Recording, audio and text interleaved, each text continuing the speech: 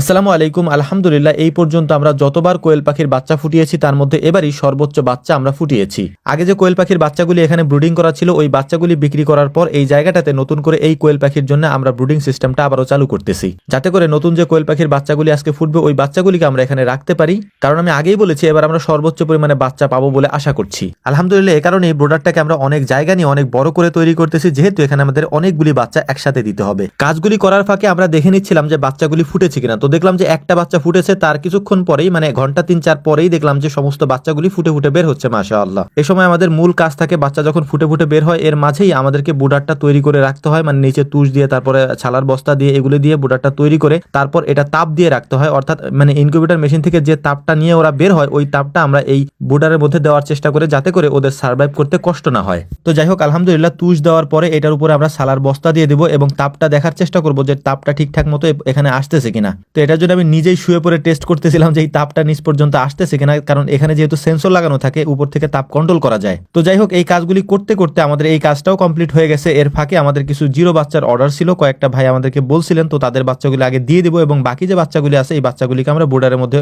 দিয়ে দেবো। তারপর ওদের ওষুধ পানি যেগুলি দেওয়া লাগে সেগুলি আমরা দিয়ে দেবো ইনশাআল্লাহ। আলহামদুলিল্লাহ, আমরা কাজ করতে করতে দেখলাম যে মোটামুটি সব বাচ্চাগুলি ফুটে বের হয়ে গিয়েছে। মানে সব তো বের হয় নাই, কিছু ডিম তো মানে পাওয়া যায় আর কি, আমরা আমাদের ভাষায় বাওয়া বলি, এই ডিমগুলি বাদ যায়। তো এরকম ডিমের পরিমাণ কেন থাকে সেটাও আমি আপনাদেরকে বলি। ডিম যদি পরিপূর্ণভাবে বীজ ডিম না হয় সেক্ষেত্রে এই ডিমগুলি নষ্ট হয়ে যায় আর কি। তো আমাদেরও এরকম প্রতিবারই কিছু না কিছু ডিম নষ্ট হয়। এটার কারণ হচ্ছে যে কোয়েল পাখির যে ডিমগুলি আমরা ইনকিউবেটর মেশিনের ভিতরে দিই তার মধ্যে একেবারে 100% বীজ ডিম দেওয়াটা সম্ভব হয় না। কিছু ডিম 100 ডিমের মধ্যে হয়তো ধরেন 8-10টা ডিম হয়তো বীজ ডিম হয় না, সেই ডিমগুলি পরবর্তীতে ফোটে না। কিন্তু যদি আমরা 1500 বা 2000 মতো বাচ্চা ফুটাইতে যাই, সেখানে 2000 মতো ডিম দেওয়া থাকে, এই ডিমের মধ্যে তখন পার্সেন্টেজটা অনেক বেড়ে যায় আর কি। কারণ প্রতি 100 পিসে যদি 90টা বীজ ডিম হয় তাহলে 1500তে প্রায় আপনার 150-র মতো হচ্ছে যে বীজ ডিম থাকে না, যেটা ফুটে না আর কি। তো যাই হোক, আলহামদুলিল্লাহ, তারপরে ওই ভাইদেরকে বাচ্চাগুলো দেওয়ার পর তাদেরকে আমি সুন্দর করে বুঝিয়ে দিচ্ছিলাম যে কিভাবে ওষুধপত্র দিবে তারা। এই কারণ হচ্ছে তারা যেহেতু নতুন, তাদেরকে বুঝাইয়া দিতে হবে, এটাই স্বাভাবিক আমার জন্য আর কি। তো তাদের সাথে এই কাজগুলি কমপ্লিট করার পর তাদেরকে বিদায় দেওয়ার পর আমাদের এখন কাজ হচ্ছে ওষুধপত্র দিয়ে পানির পাত্রগুলোকে রেডি করা। এবং পানির পাত্রটা মেন হচ্ছে প্রথমে দিতে হয়। পানির পাত্রটা আমরা হচ্ছে একটা মানে কার্টনের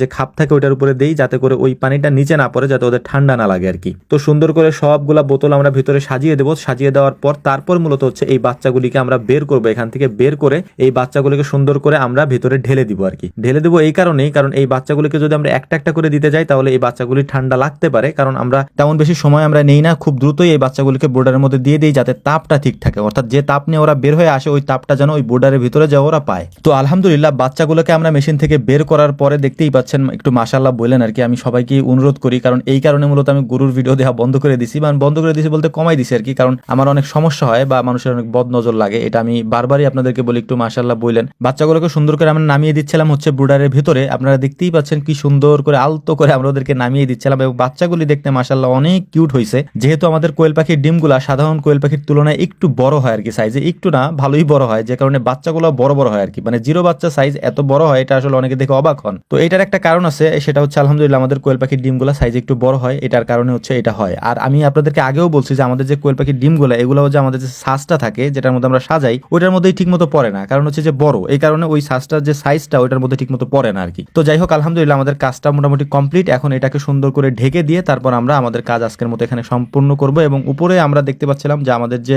অটো সিস্টেমটা আছে সেটা ঠিক আছে কিনা, দেখলাম যে না, তাপমাত্রা মোটামুটি ঠিক আছে। তো আমাদের জন্য দোয়া করবেন। আসসালামু আলাইকুম রহমতুল্লাহ।